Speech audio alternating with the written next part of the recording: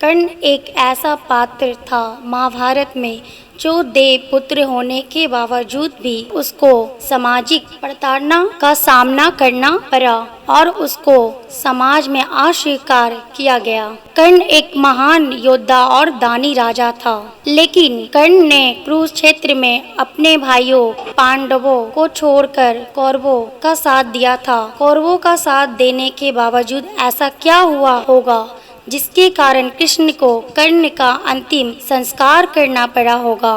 तो आइए जानते हैं कृष्ण ने कर्ण का अंतिम संस्कार क्यों किया।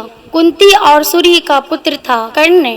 कुंती ने कर्ण को अविवाहित होते हुए जन्म दिया था। एक रथ सारथी ने कर्ण का पालन किया था, जिसके कारण कर्ण सूत पुत्र कहा जाता था।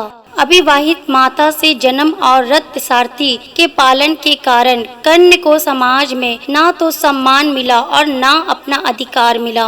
कर्ण के सुत पुत्र होने के कारण द्रौपदी, जिसको कर्ण अपने जीवन में संगनी बनाना चाहता था, उसने कर्ण से विवाह से इनकार कर दिया था।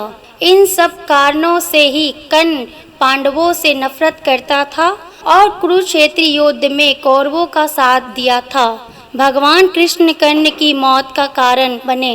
भगवान कृष्ण ने ही अर्जुन को कर्ण के वध का तरीका बताया था। इसी तरीके से कर्ण का वध हुआ।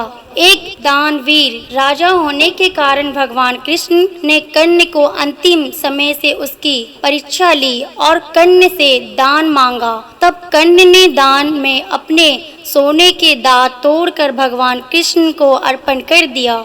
इस दानवीरता से प्रसन्न होकर भगवान कृष्ण ने कर्ण को वरदान मांगने को कहा। कर्ण ने वरदान रूप में अपने साथ हुए अन्याय को याद करते हुए भगवान कृष्ण के अगले जन्म में उसके वर्ग के लोगों के कल्याण करने को कहा। दूसरे वरदान रूप में भगवान कृष्ण का जन्म अपने राज्य में लेने को मांगा और तीसरे वरदान के रूप में अपना अंतिम संस्कार ऐसा कोई करे जो पाप मुक्त हो जाए। वरदान देते हुए भगवान कृष्ण ने सारे वरदान स्वीकार कर लिए, परंतु तीसरे वरदान से भगवान कृष्ण दुविधा में आ गए और ऐसी जगह सोचने लगे जहां पाप न हुआ हो। परंतु भगवान कृष्ण को ऐसा कोई जगह समझ में नहीं आया जहां पाप मुक्त हो।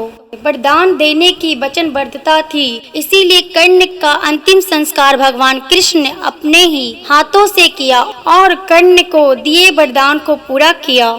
इस तरह दानवीर कर्ण का अधर्म का साथ देने के बावजूद भगवान कृष्ण को कर्ण का अंतिम संस्कार कर उनको वीर गति के साथ वैकुंठ धाम भेजना पड़ा था। ये जानकारी आपको कैसी लगी कमेंट में जरूर लिखें और प्लीज हमारे चैनल को सब्सक्राइब करें।